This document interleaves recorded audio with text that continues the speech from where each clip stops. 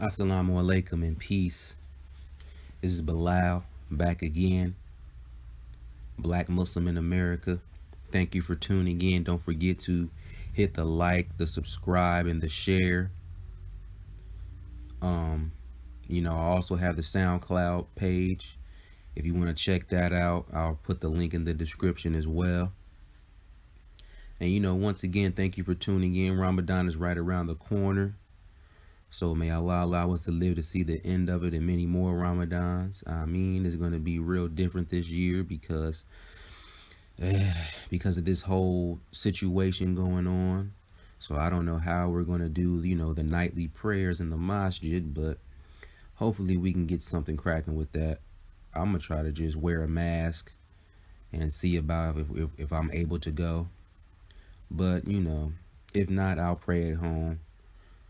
And get these rewards built up and come out of this Ramadan, hopefully we all come out of this Ramadan more righteous and more focused on what needs to be done in the world and more filled with zeal and enthusiasm to fight one of the greatest crimes in humanity, and that is white supremacy. And it's amazing how the story of Musa just keeps being relevant to what's going on today. And like I said before, I assume this is why Allah repeats the story of Musa so often throughout the Quran. The original children of Israel are still around. The Quran constantly reminds us of their story to remind those who are from the lineage of the children of Israel, which I assume are the black people of America. These stories are repeated to let us know where we did right. This is where you went wrong. And this is how you lost your covenant. And this is how you get it back. It also repeats the stories of Musa and the children of Israel to show those who aren't from that tribe. Look how you treated them. Look how you continue to treat them. And what will happen if you continue to do so. And it also shows this is how you correct what you've done and save yourself from punishment. One thing that is interesting about this story is how the Pharaoh responded when certain plagues and punishments of Allah fell upon him and his nation. Allah tells us in the Quran in chapter 7, verse 130 through 131, it says, "Indeed, we afflicted the Pharaoh and his people with years of drought and scarcity of fruit, so they might take heed. But whenever good came to them, they would say, 'This is our due.' And if they suffered from evil, they would consider it an omen ascribed to Musa and whoever was with him.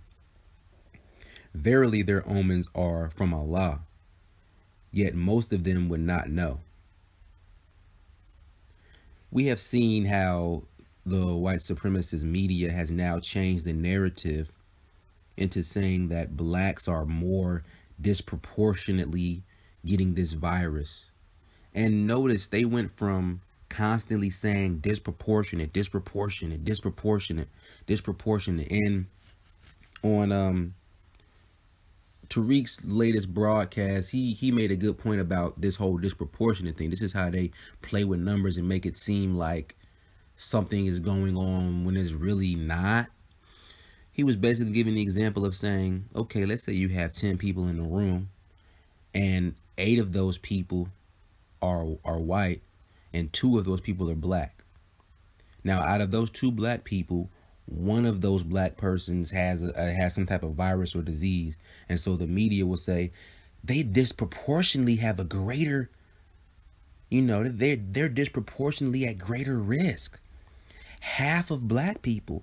So this is how they play with the term. And so this is what I'm saying as well. Notice how they went from constantly saying disproportionate to now they're just saying the numbers are high. They're not even throwing the word disproportionate in there because they push the lie so much. And that's what these white supremacists believe. If you say a lie enough, it will become the truth. And so the black media has broken down what all this is for. It's for a plethora of reasons that they're faking these numbers, which I assume that they're doing. Like, we don't even know how real these numbers are, because we've already said in the past, I've done a broadcast on it, other members of the black media have done a broadcast on it, that we already saw how they're faking the numbers. And we already saw cases where doctors are calling it out, patients are calling it out, that when they came into the doctor's office and they came in with a little cough or a little sore throat, they just automatically write them down as virus patients. Just automatic. If somebody comes in there with a little asthma attack, automatic virus patient. So how true are these numbers to begin with overall, period? So it's for a plethora of reasons that they're making our numbers seem so high. You know, one, when this economy starts to open up and these lockdowns are eased up across the country, this will be mainly for the dominant society. It will be eased up for them. As you have seen, they have taken to the streets with their MAGA hats and Confederate flags and ARs and bulletproof vests, and don't forget the Ray-Bans. They have taken to the streets to protest. These are really just low-key white supremacist rallies. These rallies are them telling the government, now that you have said that the black people are getting it more, then you need to free us. Free us up to make this money. Free us up to move about, but keep those Negroes in line. Notice at these rallies, I don't think I see any black people there. You may have one or two, but from what I've seen, I didn't see any black people. So we know what this is about. So this is evidence of white supremacy and white privilege, because this is about freeing up white society and segregating and keeping on lockdown black society. Basically, they're trying to take us back to the segregation era, but under the guise of a virus they claim that we are getting more. And this is their white privilege, because what if we as black people were to do the same? We came outside with guns and Ray-Bans on and bulletproof vests, RBG flags. What would happen? When we protested these race soldiers in the past killing our innocent black people, what happened? We saw what happened. So them wanting the economy to open up and for the lockdowns to ease is something they want for themselves. For us, well, you Negroes need to stay indoors. We need fines and jail time if you come out without a mask. And at the same time, we need fines or jail time if you're in a store and don't want to take off your mask. So you guys can't open up your business backs yet either, guys. So sorry. We see where this is heading, and we see why the narrative is being pushed that we are the highest numbers now, allegedly. And to add insult, these fools, as they usually do, you have the media saying these people at these rallies are modern day Rosa Parks. Are you damn serious? They always have to try to say they are oppressed when that is far from the truth. Then the fact that they try to use us as a comparison shows you we are always on the brain. Without us, their system really would not go on. They would simply destroy themselves. So this was the media giving us a big slap in the face. This is also telling the government, when they use words like this is also telling the government that, hey, you're treating us like the black people. And that's what that was a dog whistle too, when they use these terms like Rosa Parks. I even saw a picture of some like medical professionals. I don't know if they were nurses or doctors, and they were all in the hallway and they were holding up the Black Power fist. And I'm just like, this stuff is just ridiculous, man. But the other reason they are saying our numbers are higher is because they still want to push those vaccines. Now, if you listen to my older broadcast entitled, "Is It Safe to Come Out Now?" you hear I talked about how they were in talks of opening up the economy, but also they allegedly let go of Bill Gates and the Fauci team and the predictive virus model and are trying to deal with alleged raw numbers. But to them, raw numbers just means you Negroes got it more, so we're going to deal with you. So they allegedly let Gates and his cronies go, who are pushing this vaccine idea. So you may say, well, phew, we don't have to worry about that anymore.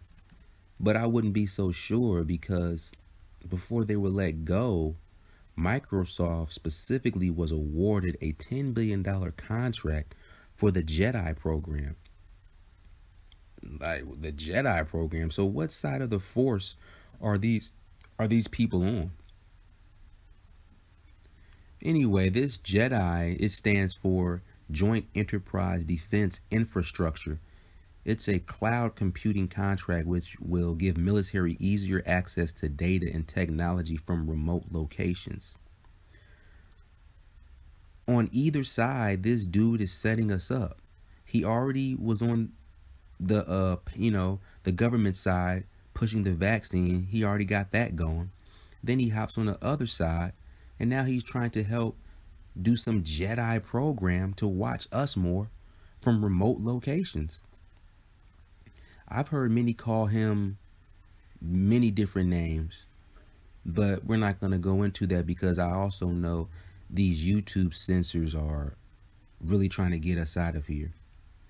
So they have worked with the government on pushing vaccines, then left and are now helping the military to better track people. So when it's time to enforce the vaccine, and they know people will fight back, they will be ready. They will know where everyone is at. They can track everyone, and it's not going to be an issue. This is what this is all set up for. And this is why you saw all those people outside protesting. What they're saying is, do all that stuff to the Negroes. You're not about to force that on us. Do that to them. So since our numbers are allegedly higher, then these tanks and military will be in the hoods and black areas. Since our numbers are allegedly higher, then we will be the first to be forced to take these vaccines. And as a matter of fact, there was an article that came out that there's a project, housing project in, I think, New York, where they're already about to start going up in there and testing everybody. And what's funny about these testing things, and this is what makes me question, where did this virus come from? Is it even a virus? It just leads to even more questions, because these tests don't test for the actual virus. They test like your RNA and a reaction to whatever else is in your system. That's what it does. And then they put it in this other machine or put other chemicals in it to test that reaction to see if they can find any type of COVID inside of that. And if you have any minuscule evidence of COVID, then that's when they say, okay, yeah, you have it. So it's not even really testing for the virus. It's testing for a reaction to something. So it makes you wonder, is this virus even real? And maybe it is. People are really getting sick out here. But the other reason they are saying our numbers are higher is to be able to get us into these hospitals and to basically kill us and get paid for it. I spoke on my Soundcloud page in a recent broadcast I did on there about, it was a nursing home, I think it was out in New Jersey, where all those old bodies, they had all these old dead bodies and they were piling them up in the morgue. The morgue could only hold 4 bodies, but they had like 10, 11 bodies in there. And then they were taking bodies out to the shack in the back. And I was saying, if they're willing to just let these bodies pile up, then they're willing to do that to us, no problem. And this is why people like Tariq and others are telling black folk to stay out of the hospitals unless it's an emergency, because it's very suspicious that they could be injecting this virus into us. Also at these hospitals, they are rewarded for having a COVID case.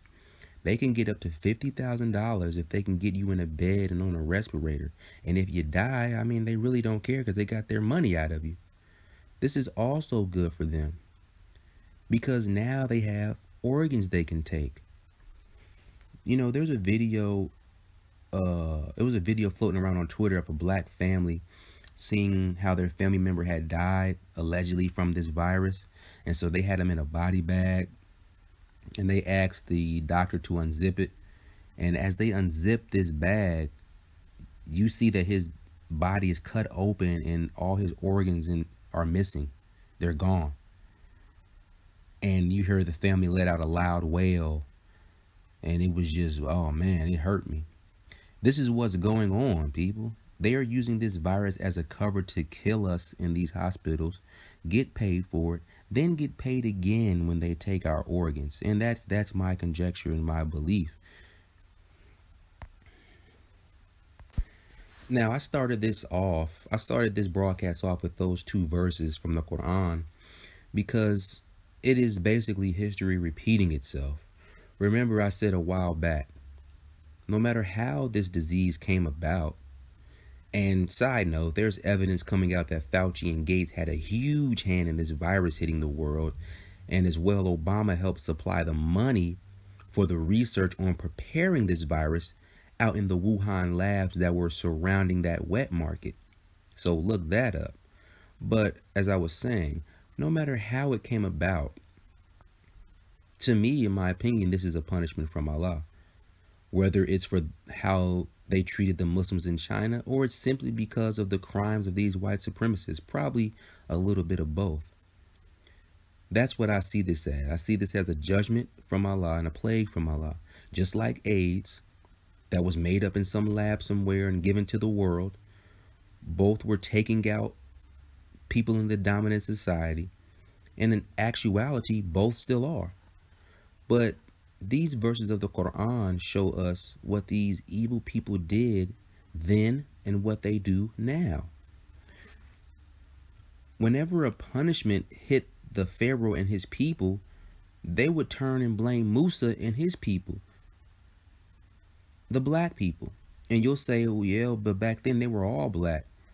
But we have to look at it, because this mentality of blaming the children of Israel, the black people, the children of Shem, has been passed down. And look at America. Who is the imitation of Egypt today? It's America.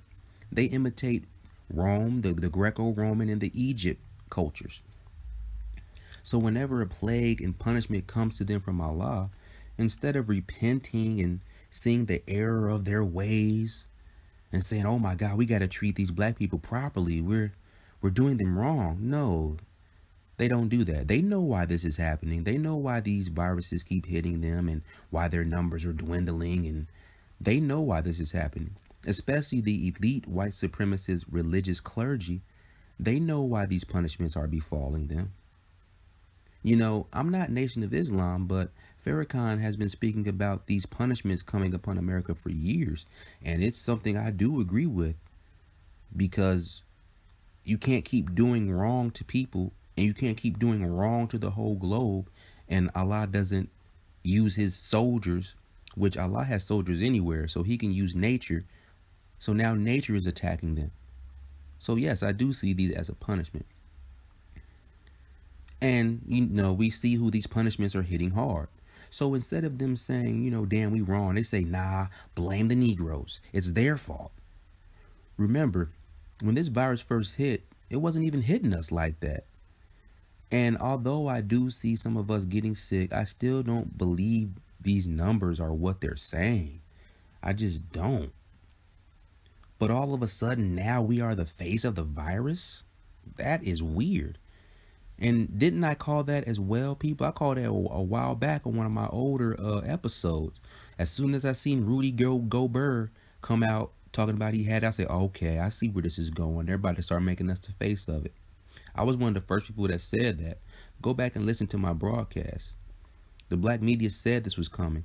So just as Pharaoh blamed the children of Israel, we are blamed today. And since we are to blame, now we have to be punished in their eyes, since it's our fault. And this is what all this lockdown stuff is. We're going to be the guinea pigs. We have to be punished now because it's our fault that these numbers are so high in our community. You know, when it was everybody else, they got relief packages, they got money. But when it's us, it's all of a sudden, well, you're fat, you drink too much, you smoke too much, we need more blunts. It's all of that talk. There's no talk of giving us money. No, we need some money too. Now, we all know that Bill Gates and his cronies are pretty much eugenicists. And when this virus was being made up in the lab, they already knew they were going to end up using it as a tool to cull the population, and particularly us. They're trying to get the population down to a certain amount, so they're going to start with old people. First, they're going to start with the Negroes, and then they're going to start with the old people too. That's easy to get them out of here. But I also think that this virus, I think it was being used too as a tool now because they see us getting on code. Black people are out here talking about no tangibles, no vote. And now all of a sudden, because of this virus pandemic going about, now they're talking about mailing in votes. Why do they need to do that? That's what I mean. I feel like this was also done because black people aren't voting. We're turning away from the election process because we see we get nothing out of it. This is why black people are saying no tangibles, no vote. And I feel that they did this to punish us. To say, oh, y'all niggas ain't voting? Okay, we got you. Nah, we got you. That's what I feel like they're doing. Because now all of a sudden, like I said, they're talking about mailing in votes. This is an easy way to manipulate votes, people. Very easy to manipulate votes when now all of a sudden everybody got to mail in. You can already manipulate it when people come to the polls, but when you got people having to mail stuff in, that can get real tricky. So now you're going to have to count them by hand and number. I mean, yeah, it's going to be some manipulation going on. Just like they were doing market manipulation when this virus first hit, they're going to be doing a number of vote manipulation. So what I see happening from this as well, to round this all out, what I see happening is, first, they're going to start talking about testing, and that's going to be mainly in black neighborhoods. Like I said, they're already doing it in a housing project in New York. Then after the testing, and you know they're going to come back with all kind of positives. The CDC already had, if you look, they got a few articles out that the CDC already had bad testing kits. There were many bad testing kits floating around, and some of them allegedly had COVID in them. So you know, if they're going to these hoods in the black neighborhoods, doing these testing is gonna result in us and our numbers being even more higher. Oh my God, the numbers are even worse than we thought. We know how that goes. What I see happening after that is then there's going to be talk of vaccines. You see how quickly they're trying to push this vaccine through, and that's never been done before. And I see that coming as well because you have all these people, the color of COVID. CNN did some color of COVID where they basically did a whole newscast about niggas having COVID. You had Charles Barkley on there. You had what's your boy's name? Magic Johnson. And it's funny how they use Magic Johnson to make black people the face of AIDS, and now they're using Magic Johnson to make black people the face of COVID, and he's just going right along with it. This is why I keep saying you can't trust these celebrities. Now they got another thing coming out. BET is holding some type of rally on BET about niggas having COVID again, and they're going to be asking for donations. And you know this money is just going to get funneled back to the celebrities. It's not how is it going to benefit us? Where's this money going? They're not really telling you that. So we see what's up with that. Once again, that's why I say don't trust these celebs. So, you know, after that, they're going to force the vaccines on us. And for us, at the same time, they're going to be freeing up people in the dominant society to go about and do whatever they want. Because notice, they're not really focused on white people's numbers no more. So they're going to be freeing them up to do whatever they want. And they're going to keep us on lockdown, keep testing us, and keep us vaccinated. That's what I see coming. And so, really, we have to resist this. You know, once they ease these restrictions, I think that those of us who are willing to take that risk, we need to be outside too. We need to be. If you're willing to take that risk and you feel that your immune system is strong enough and you want to wear a mask or whatever, we need to be out there to show our face too, because, you know, some people will need to stay at home, but we need to be out there because we need to show that this little slick thing that y'all are trying to do with us is not going to work. It's just not. Because you might say, well, that's dangerous. That's dangerous, Bilal. But either way, we're in a catch-22. If we come outside when the restrictions are eased, we'll still probably be arrested or possibly killed, either by race soldiers or whoever, or we could catch the virus and possibly die. But if we stay inside, we know what's next, which is forced testing, forced vaccines. And if we don't take those, economic restrictions, jail, and death. So either way, we're hit. So we have to do something. And I know it's dangerous out here, but we have to do something. And that's just a thought on my mind. You know, you don't have to listen to me. You don't have to do what I say, because someone may come with the opinion of, well, when these restrictions are eased up, I think black people should stay inside for a little while longer and let them go out there and get sick and see what happens with that. And that could be a tool too. I could see that point as well, because if we stay inside and we let them go out and do their thing and they get it more, then we'll see if their numbers rise. But that's what I'm saying, catch-22, because I don't think that would happen. Even if we stayed inside and said, no, let them go out there and get sick and let their numbers go up, and we're going to stay in here and take care of ourselves. Even if we do that, you know what they're going to say? Oh, but they're in such close quarters. They have to have it more still. See, all these white people are coming outside and they have space in between them, so it's harder for them to catch it. But now all these black people are staying indoors because they're scared to catch it. But actually, it's more dangerous for them to stay inside. So we need to test them even more. See what I'm saying? It's a catch-22 either way. So that's why I give my opinion in that way.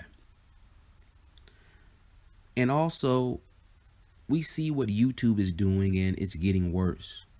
We need our own platform now. Not now, but right now. I saw a video on Twitter of the CEO of YouTube. She's talking about how they're trying to take down videos that are related to COVID that aren't substantiated in total fact, so now they're being the editing police.